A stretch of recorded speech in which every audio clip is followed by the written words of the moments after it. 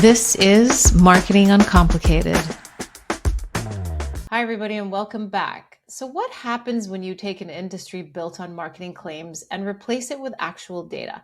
Today's guest did exactly that, and in the process built a business rooted in trust, not hype.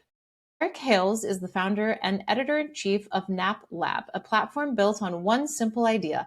Consumers deserve real data, not marketing spin. Since 2013, Derek has personally tested over 500 mattresses, creating a system that prioritizes objectivity, transparency, and clarity in a space where trust is often questionable. He built a loyal audience of over 30,000 people who rely on his reviews to make smarter buying decisions.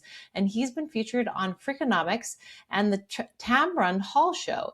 But what's most interesting isn't just about the reviews, it's how he's built the brand by doing the opposite of what most marketers do. Derek, welcome to the show. I'm really happy to have you. Oh, thank you for having me. It's great to be here. Yes, so let's dive right in. So let's start at the beginning. What made you look at the mattress industry and think this needs fixing? It was just really because of all the lame people going into the stores and just lying on dirty mattresses all day long. Yeah, I mean, I was one of those lame people, and that experience of going in and trying to buy a mattress in store just radicalized me to be like, all right, this is insane. I hate this. I don't want this. There's got to be a different and a better way. And so, yeah, the whole kind of story began with getting married. My wife and I got married in 2014. Right after we got married, we were just sleeping on my kind of old innerspring mattress. It was a full size. It was just like my mattress from high school. Yeah. And it was okay, but it was a bit small at a full size. And so we were looking to get a bigger size and just, something that was a little bit newer as well and a little bit nicer. So we did the whole kind of in-store thing. We went and laid on beds and we found plenty that we liked, but the prices were just astronomical. This was 2014 dollars, talking $4,000, $5,000, $6,000 for a mattress. Worse now. It's so much worse now, right? And so it was crazy. So we couldn't pull the trigger. It was too much. We didn't have the money and we were just too frugal as well. So we ended up just kind of taking a chance on these online mattress brands that were kind of just getting started in 2014. We ordered an all-foam mattress. In the box? Exactly. It comes compressed in a box. There's like 10 inches. It was $600 for a king. Great. Ordered it. It was okay. Not great for us. We ended up returning it. Really easy return process. Ordered another online one. It was a little bit better. And then just kind of it's like a fun kind of weekend project. I just set out to like build a website about mattresses. And I had a review of those two beds that I had tried, a comparison, some like notes about like what the experience was in store and trying these beds and what I had learned, and just threw it up on the site just to see what it would do. And not really having any huge expectations, but within just a few weeks, it was blowing up. We had huge traffic. People love what we're doing. My readers were requesting that we test other beds. So we kept getting other mattresses. We tried them. I'd write about them. I review them. I compare them, put it up on the website. And within just a few months, the site had just, really taken off to the point that it had more than replaced my full-time income. And I was able to kind of leave my old job and start my career as a professional mattress tester. No, I like that. And I liked in the beginning, when I talked about the introduction of an industry that lacks transparency. Talk to us a little bit about that, because I'm wondering if it's an industry that lacks transparency or an industry that's just a void in like a dark, wet hole that nobody really talks about, right? And there really isn't the amount of reviews that you would think that would be out there. And I think that only happened based on when the mattress in a box came out. Definitely. I think that's got to be a big piece of it. But certainly this is an industry that historically has been built on lack of transparency, and not just lack of transparency, like intentional confusion. Mattress brands in the US in particular, in the last 30 years have really gone out of their way to make this process hard, so that they kind of have all of the knowledge, all the information, and you just kind of got to take whatever the salesman is telling you. Those could be truths, those could be lies, they could be half truths, they could be omitting. They may be just trying to make the sale and do whatever they can do to get you to buy kind of the biggest and best thing that you could possibly afford. So the industry in the US is really, at least in 2014, was in a really bad place. I think today it is better. The sort of rise of these direct-to-consumer brands and these bed-in-the-box brands, while far from perfect, they have put tremendous pressure on the industry at a whole, both to rein prices in, but also just provide more reasonable like customer service in terms of trial periods and exchanges and returns and refunds, and just being forthright with like what is in this bed, what is it made of, what is the weight, what are the densities, what are the thicknesses of these layers, what are the coil gauges, the things that people are interested in. So it's better today, but I think still has a long way to go in terms of broader transparency. I'm wondering, when you say the things that people are interested in, I think there's such a wealth of the way mattresses are built that none of us really focus on. Like when you were just explaining, oh, my mattress from high school in coil, right? Versus like the foam mattresses versus this. And it's like, how do you, and now like they have all the mattresses with like the cooling systems and, the ones that go up and down and all that kind of stuff. It's how do you really then gauge what is the best one for you? Because it's just like you say, you walk into these places and I honestly think mattress people are like even worse than used cars sales dealers because I don't even think they know half of what is going on with the mattresses, right? And it's just like you lay on it and you're like, okay, it's comfy, I'll take it and take a risk.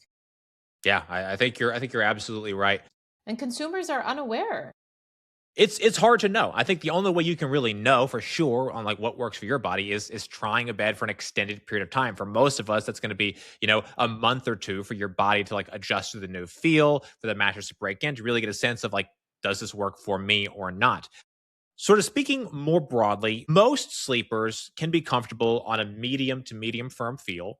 Most sleepers will be comfortable on a hybrid mattress. That's layers of foam on top of a layer of coils. There are lots of other types out there, right? The adjustables, moving up and down, active cooling system, smart bed, latex hybrids, all memory foam, all kinds of different. Organic, green made. Yes, yes. Yeah. And like those are perfectly good options as well. And like if you care about those things, sure, go that route. But I think most of us just want a good, reasonably priced mattress that's going to perform well and not create pressure and let me sleep well during the night. And for most of us, that's a hybrid mattress. That's something a medium to medium firm feel and a price range between $1,500 to $2,000 for a queen size if you're buying online, and then something probably closer to 3 to 4K if you're going to buy that in store. Yeah, yeah. So you don't just review mattresses, you built a system. What makes your approach fundamentally different from traditional review platforms? I think reviews in the world of mattresses have historically been very subjective. A reviewer, a tester goes on, they sleep on the mattress for a few days, for a week, what have you, and then they write about the experience. And I think there's value in that. That's sort of how I was testing in the earliest days because we, just kind of didn't know any better, and that was just the norm. But I think bringing more sort of quantifiable information and objective data, I think helps really take the subjectivity out of the review process. And so it's not just me laying on a bed saying, yep, that feels cool. All right, that's a 10 cooling. Or yep, that feels like low motion transfer. All right, that's a 9. We take measurements. So for cooling, we're using a thermal camera to take objective surface level temperature measurements. I lie on the bed and then get off the bed and we measure the max temperature and see how that scales down over time and releases heat. For motion transfer, instead of sort of just a wine glass or just a field test, we are putting an accelerometer on one side of the mattress and dropping a medicine ball on the other side, and we see how big and shallow those motion peaks and valleys are, and then we see also how that acceleration persists on the mattress in terms of duration.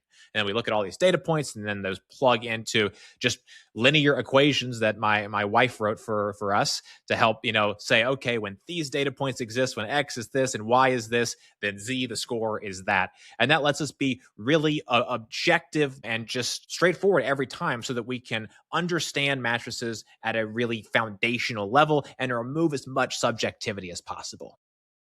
I love that. So what does data driven actually mean in the process? For me, data driven might well be better said as sort of evidence based. We're collecting measurements, ratings, and analyzing the mattress in as structured of a sort of system of tests and methodologies as possible.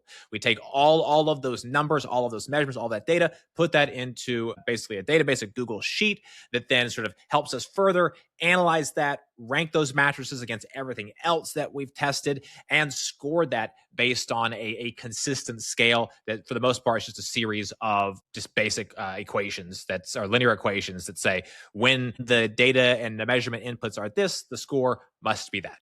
Yeah, no, I like that. How do you stay objective when the industry is so influenced by affiliate marketing? But for us, it was just really building the system and the structure of our test that lets us be more objective. So it's not just me sort of taking, again, a subjective lie on the mattress and saying, yep, that feels like a 9.5 mattress. All right, we're moving on. No, it's we collect our data. The data systems and the processes that we do sort of tell us how we should then think about that mattress, how we analyze that mattress, and then it gives us a precise score as well. And so we try to build that system again to again remove as much subjectivity as possible, so that we're not as influenced by all these outside forces, and we can just let the data speak. I really like that. Let's talk a little bit about the business of trust. So, trust is something every brand talks about, but very few actually build. What did you do intentionally to earn that? For us, it was just consistent testing protocols, number one, and then just really radical transparency with what we're doing. We wanted to, first and foremost, set about to build this system of data and tests, because I think it just serves like the foundation for everything that we are. But we take it a step further by explaining fully, here's how we test, here's the test that we're running, here's why we do these tests, here's what we think are the limitations and the weaknesses of these tests, here's how we make money, here's what we got for free, here's the affiliate links that we use, and here's the brands that we don't have them for. And we publish all of this in a really easy to understand, digestible language. It's not in legalese on terms of service pages or privacy policies. It's just, here's our about page. This is who we are. This is how we test. These are our financial incentives. And I just put it all out there. And if someone can read that and say, based on all that information, I can't trust them, I can respect that. But I hope for most people that they see again, just our level of transparency, the level of work that we put into these reviews to really understand them as unbiased and objectively as possible, and the consistency with our testing. And I hope that process we can earn the trust of our readers. That's great. How do you monetize? Before I ask you the next couple of questions, how are you monetizing NAPLAB? It is monetized almost exclusively through the affiliate and referral links. So virtually every major mattress brand, and even medium and small size ones too, have affiliate referral programs. So we join all of them. And for mattresses that we love, we have referral links. For mattresses we hate, we have referral links. If there's a referral program, we're in it. And that lets us be, again, just always kind of recommend whatever score is the best. We're not stuck with just one brand if we're in like a limited number of programs. We're in sort of every program that lets us sort of then use those links for every mattress we test, the good, the middle, and the great. We also make a very small amount of money from donations, and a small amount of money from advertising on YouTube through Google AdSense. Great, great. So, were there moments where being transparent hurt some short-term revenue for you guys? Absolutely. Yeah.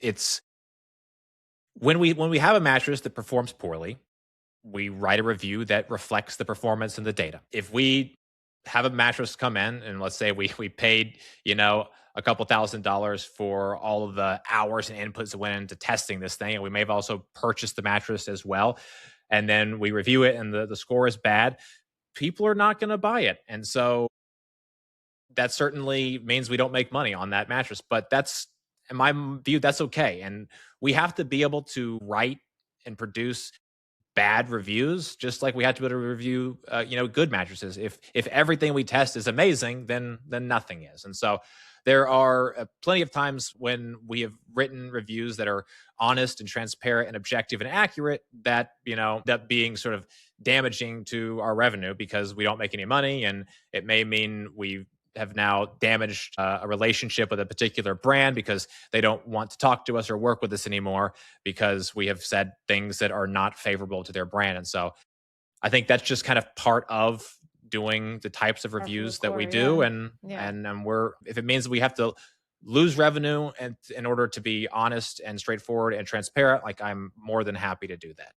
Has anybody of these mattress companies ever called you or emailed you to take their reviews down, or? Yes, that unfortunately happens not super often, but a few times a year. Same thing, a mattress brand doesn't want negative coverage. And so I can understand why their marketing and brand representatives would make those requests of us. But this is a situation where, whether it's good, bad, in the middle, we're going to publish it, and we're not going to take it down. Like, these are our reviews, these are our thoughts, these are our opinions, and we can't take down things just because a brand doesn't like them. Yeah, yeah, no, absolutely. And I'm sure there is mattresses of that brand that you like and then other mattresses that you don't like, correct? So it's not like you just don't like a brand in its entirety.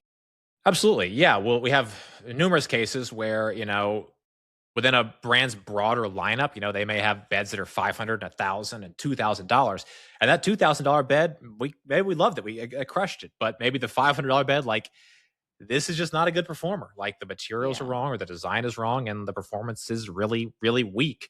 And then there are ones that are in between. Maybe that $1,000 bed, yeah, it's not as good as the $2,000 bed, but it's got like the right sort of value proposition that even though it's not great, it's inexpensive and it hits sort of good enough in the things that most people care about. So we try to sort of explain that the line between sort of, value and performance so that it's not just like everything that is not a super expensive mattress performs well. The performance is going to be the performance, whatever the performance is, but there still may be, a number of shoppers and sleepers that say, hey, this is good enough for me because the price is low enough.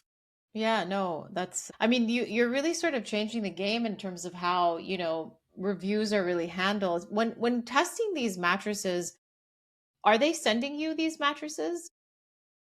A good number of brands do send mattresses that they want to have tested and reviewed. Most mattress brands want to be on NAPLAB because it's a good place to find shoppers and customers and people that are interested in purchasing mattresses. Absolutely. Yeah, yeah. So anytime, And I especially think you're when the only one out there. there are others that are doing reviews, but nobody that's doing the type of super deep, objective, data driven, evidence based research that we conduct at NAPLAB. Yeah, yeah. No, that's fantastic. How do you balance monetization and credibility? The monetization is just really simple. Because we participate in every affiliate program, I really don't think about it too much. It's set up, it just runs in the background and it just sort of exists in sort of everything we do. So in our reviews, there's a check price link, and that link goes to the affiliate URL, and that's it. Again, and then whether that performance of the bed is good or bad or in the middle, it is what it is. And so I don't really spend a whole lot of my time each day and each week thinking about, oh, how do I like maximize the revenue performance. I'm a lot more focused on like delivering the best possible experience for my readers, for my viewers, and then the monetization just sort of works itself out. I think when you do the type of testing that we do, that is the best approach in my view, because if we've lost the trust of our readers, if we aren't creating stuff that's truly compelling and helpful and like information gain out there, then kind of nothing else matters. Do companies have a reviewed on NAPLAB on their website? We don't have like a reviewed on badge, but many will sort of brag about their scores if they're good. And then we do have our sort of annual sleep awards where we're always testing and rating and ranking everything, and we put it in a kind of organized list. And so we give companies a heads up when they've earned a spot on those lists, and then they have a little award badge that they can share if they choose to.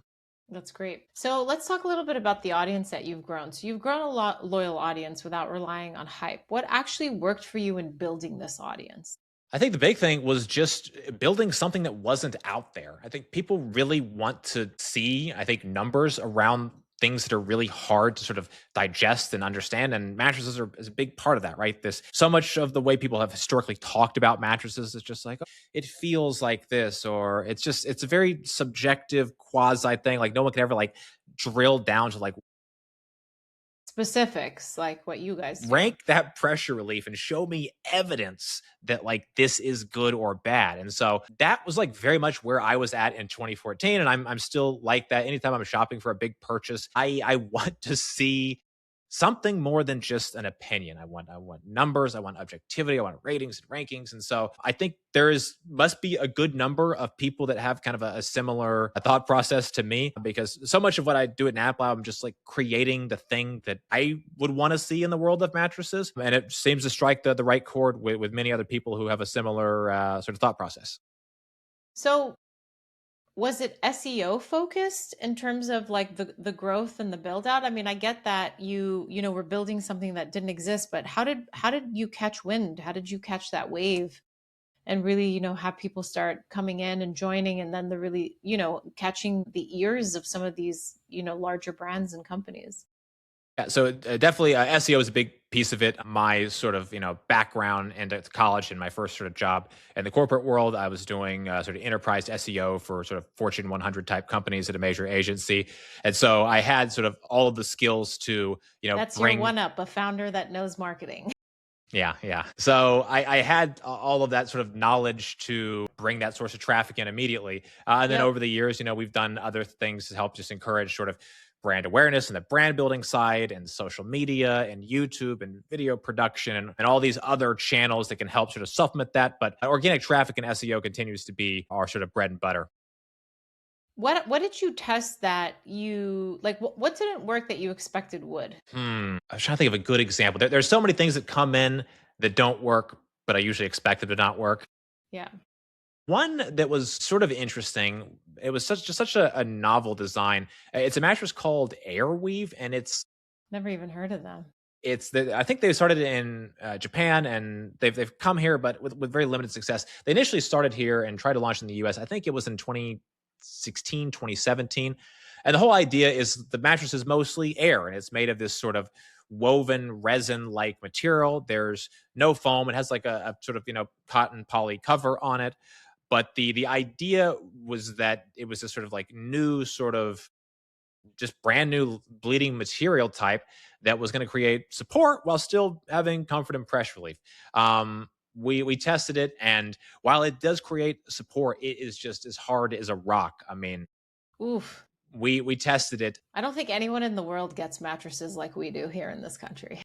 Yeah, there is that too. We tested it, and it just this is back when I was still sleeping on beds for a minimum of 7 days. I think I only made it 2 nights into this mattress, and I had to just say Wow. in the review, like, unfortunately, we had to end the test because it was so bad, Yeah. so hard, so little pressure relief that it was just impossible for me to sleep on. And there may be some sleepers out there that just want a rock hard surface, and if that's you, this could work. But for most of us, it was too hard. So I was certainly disappointed because it was, reading on their website, it's like bleeding edge, space age Yeah, yeah, yeah. material. Like, it's like, oh yes, 'cause I'm Of always course, all the excited. marketing jargon, right? Yeah, I'm always excited about like new material because there's just while we do see sort of iterative improvements in the world of like foams and springs, there's just never anything that's just like massively changing, right? Purple was sort of the last big game changer, and that was 2016. And so I was really excited to see something new, and it just really fell flat, unfortunately. Yeah, yeah, that does suck. I have a question for you because there are a lot of big brand hotels that create their own mattresses. Are you reviewing those too? I We mean, don't hey, often wouldn't somebody want to get a getaway? Like, come to Bali and like stay on our mattress for 30. We don't often test hotel mattresses, and the simple reason is because it's not always clear what mattress they are using. Some hotels make it very clear. It's like Yes, this it's our is brand. right. This is the Westin. We have the Westin Heavenly bed. It's in our hotel. You can buy it on our site. And so those we have tested some of those, including the Westin Heavenly bed, if you're interested.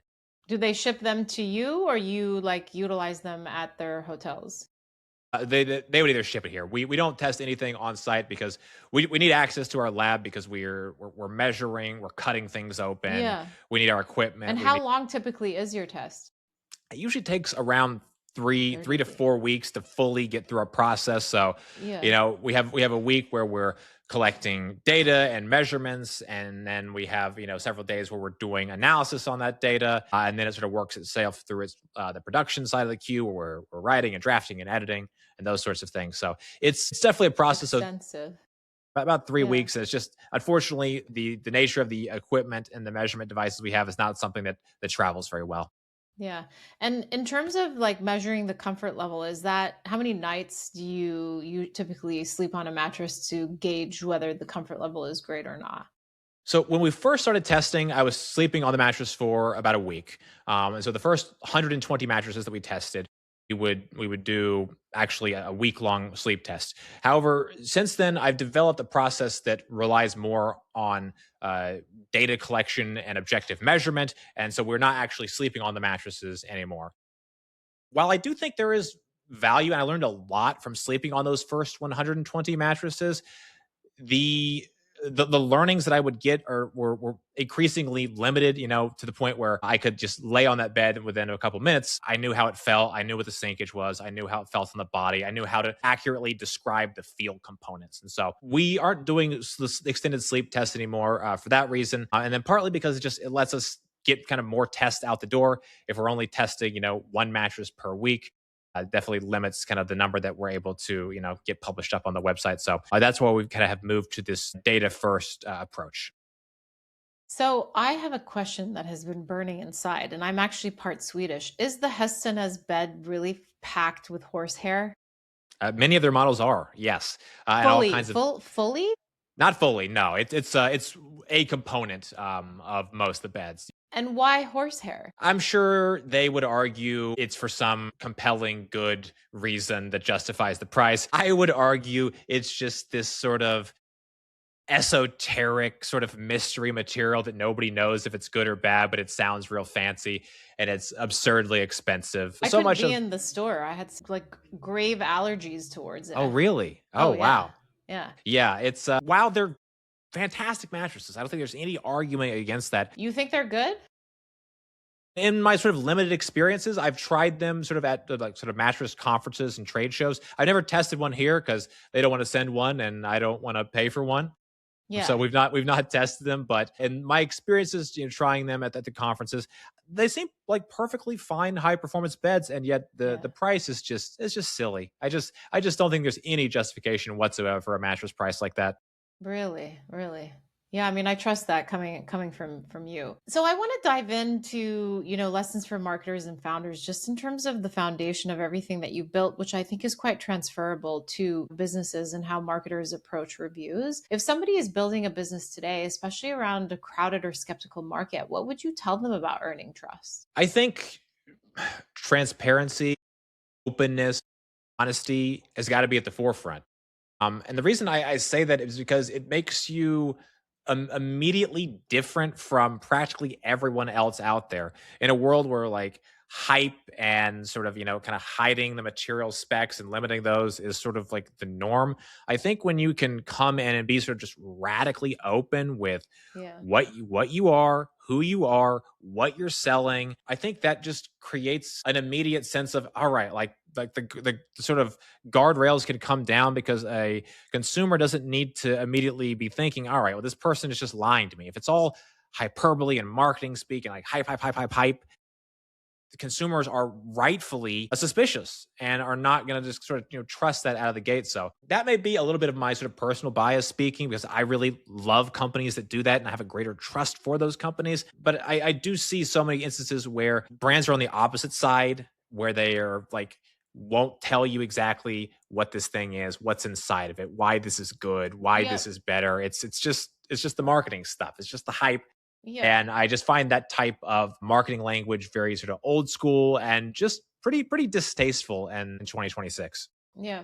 So what do most brands get wrong about transparency? I think most brands just aren't transparent. I think that's the simple truth. Even the many brands that claim they're transparent about things that, they think they can confidently do it without really revealing too much.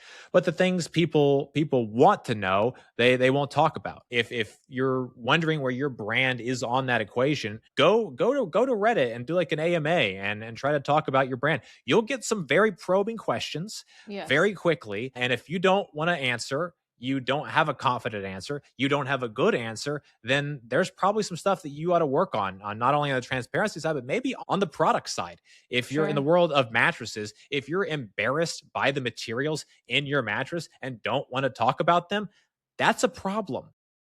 I completely agree. I couldn't agree more. And just you could say that about really any product category because people want to know what's in this thing, what's it made of, and why is that good? Or if it's not the very best, why are you choosing that in order to hit a lower price point? Because that's a Yeah. perfectly justified argument as well. But I think people are right to want to, have a reasonable explanation about, the choices that have been made with respect to products and services that they're going to buy. Agreed. Agreed. So where do you see this going, both for your business and for consumers? Are people getting smarter about what they trust? Because, I mean, I really love what you're doing because prior to this, I really felt that people didn't really question the mattress industry because we didn't really know the we didn't know what to ask, right? And now I think consumers in general are just getting very smart. I think that, up until I'm having this conversation with you, I think I was actually quite stupid about thinking about the different types of mattresses out there.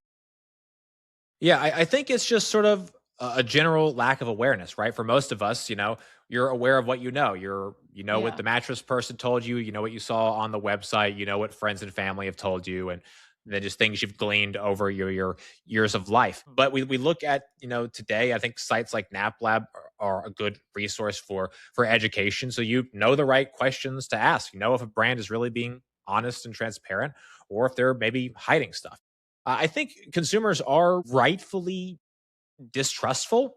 I think of many brands, and especially are distrustful of many reviews online, whether it's mattresses or other product categories. There's just so much out there that is, sort of artificial, paid, sponsored, advertorial, or otherwise influenced, manipulated by various incentives, usually monetary. Some of those are coming from the brand, some of those are third party, maybe advertising. All of that stuff, I think, really sort of muddies the water and again makes it so that consumers are, I think, distrustful at a sort of base level. And then you can earn that trust or you can maybe lose even more of it. But there's so much out there that is not telling the whole truth to, the consumer. And consumers know that and feel that. And even if they don't know exactly why, Yeah, they can glean enough of that information just through a product page.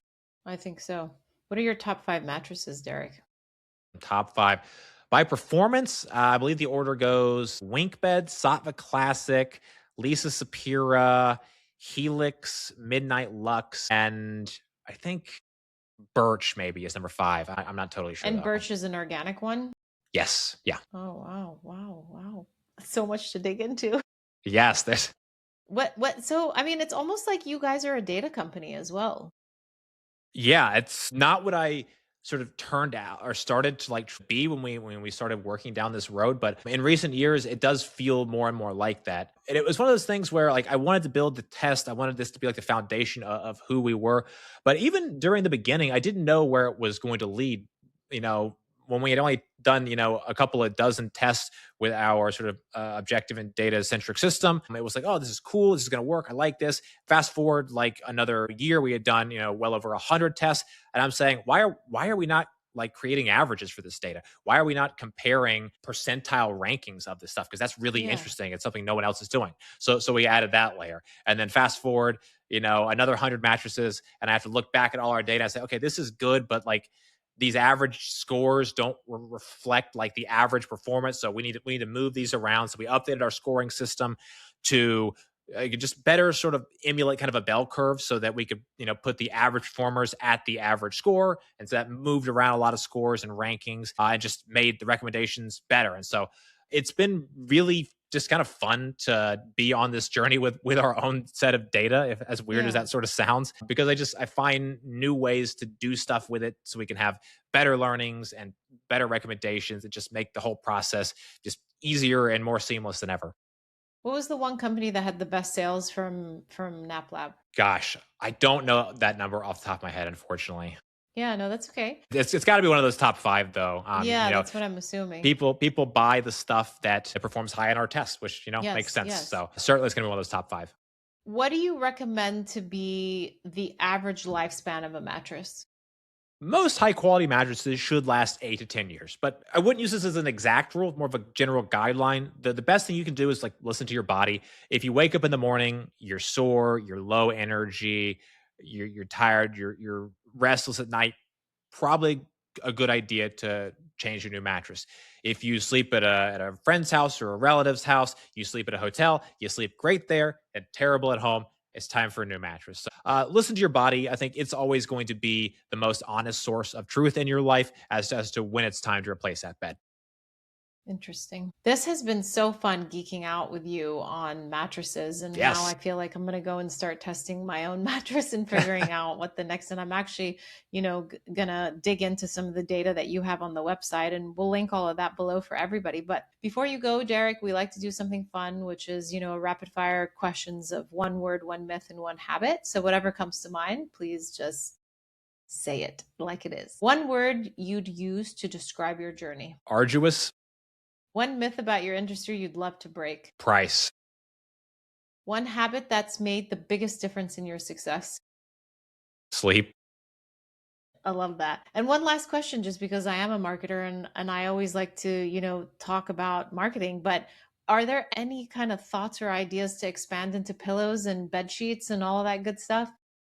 Definitely something I've kind of been top of mind for the last several years. My sort of thought has been, as long as we have, more work in the world of mattresses ahead of us, like I'm going to stay focused there because I think that's sort of where we can make our biggest impact. But definitely it's something we thought about over the years. I've tested and tried, you know, dozens of sheets and pillows and bed frames and accessories and all kinds of stuff. So I have a good working knowledge. But if we're going to do it the right way, it's going to be super data focused. And I want it to be at the same level or better than what we're doing in the world of mattresses. And that takes a lot of time, a lot of money. Yes, It's yeah. a big commitment. So I haven't wanted to start it until we're like ready to dive in. And I love we're, that. we're just not quite there yet. Yeah, I love that. Well, thank you so much for your time, Derek. This has been so much fun, and I appreciate everything that you're doing. And I'm sure everybody does now that they're sleeping better from your reviews. Yes, absolutely. This was terrific. Like you said, always fun to geek out about this stuff. So I don't get to go full nerd very often. So thank you for the chance. Yeah, absolutely. Thanks again.